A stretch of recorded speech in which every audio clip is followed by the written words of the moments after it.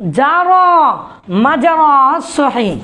আগে আমরা জেনেছি মুফরাদ মানে কি? একক শব্দ, তার মানে এক বচন। এক বচন তার মানে মুসান্না, দ্বিবচন হওয়া যাবে না, জমা হওয়া যাবে না। মুনসারিফ মানে কি? তানবিন গ্রহণ করবে, গয়র মুনসারিফ হওয়া যাবে না। সহি মানে কি? যে শব্দের শেষাক্ষরে সহি হবে। শব্দের ফা কালেমা এবং আইন কালেমা আমাদের নাহুতে আলোচ্য বিষয় নয়। কি হবে? শেষের অক্ষর কি হবে? সহি হবে। তাহলে এটা সহি, মুফরাদ মুনসারিফ সহি। এখন দ্বিতীয় নাম্বারে বলবে মুফরাদ মুনসারিফ।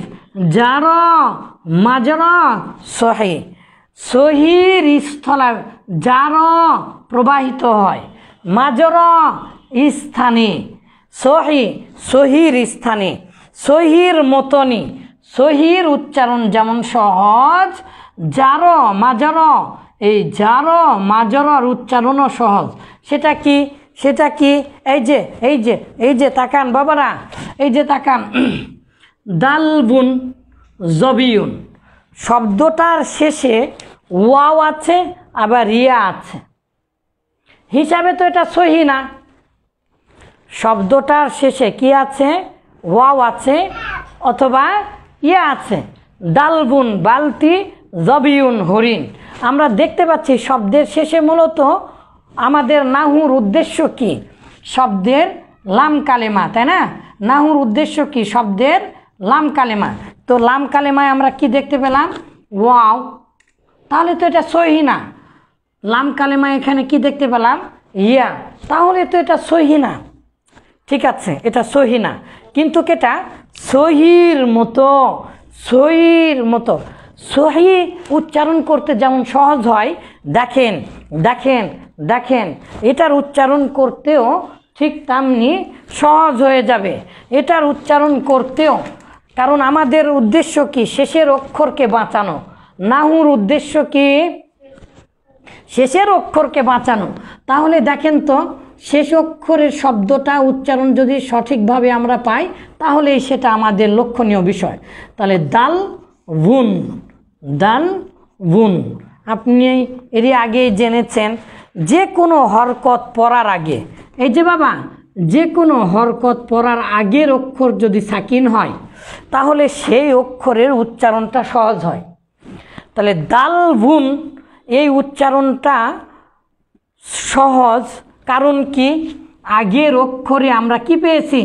সাকিন পেয়েছি, আগের অক্ষরে আমরা জজম পেয়েছি। তাহলে জারো মাজর সহি হচ্ছে, শোনো, শেষে ওয়াও অথবা ইয়া থাক থাক থাক, সমস্যা নেই, কিন্তু তার আগে সাকিন থাকতে হবে। তার আগে কি থাকতে হবে? সাকিন থাকতে হবে। তাহলে এই যে দেখেন বাবা, দাল বুনের আগে কি সাকিন আছে? এই যে যে যে যে যে লাম কালেমায় সাকিন আছে, দাল বুন, তাহলে সাকিন আছে।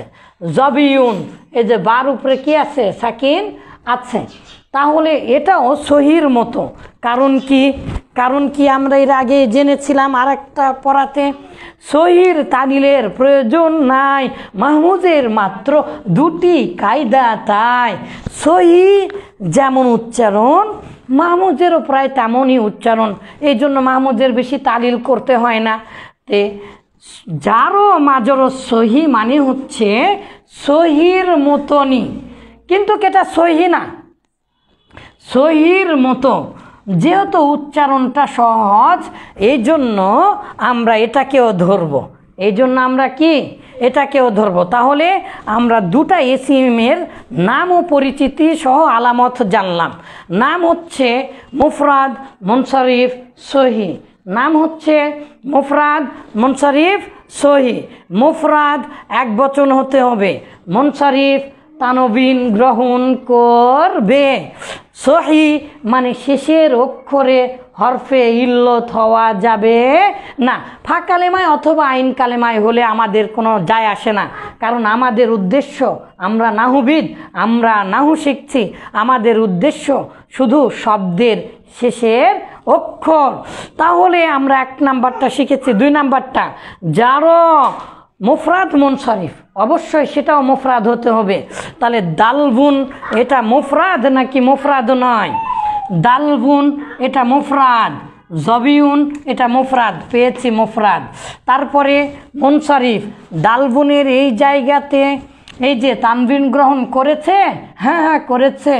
জবিউনের এই জায়গাতে তানবিন গ্রহণ করেছে, ও হ্যাঁ হ্যাঁ হয়েছে, তানবিন গ্রহণ করেছে।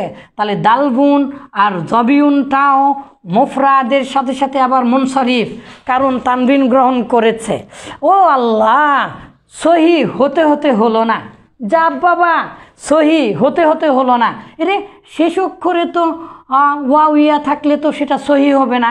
কিন্তু আমাদের তো একটা বুদ্ধি আছে, শেষ অক্ষরের পূর্বে যদি সাকিন থাকে, শেষ অক্ষরের পূর্বে যদি জজম থাকে তাহলে তার উচ্চারণ সহজ হয়। তাহলে তো এটা সহির মতো, তাহলে এর নাম আমি দিলাম জারো মাজরস সহি। তার মানে সহির মতনই এরও উচ্চারণ, তাহলে এটাও হবে। এটা মুফরাদ মুনসারিফ সহি, জারো মাজরস সহি, এটা অবশ্যই হবে। আর এটা যদি হয় তাহলে স্বাভাবিক এরাব, রফার অবস্থায় রফা, রফার অবস্থায় জুম্মা, নসবের অবস্থায় ফাতা, আর আর আর জারের অবস্থায় কাসরা, জারের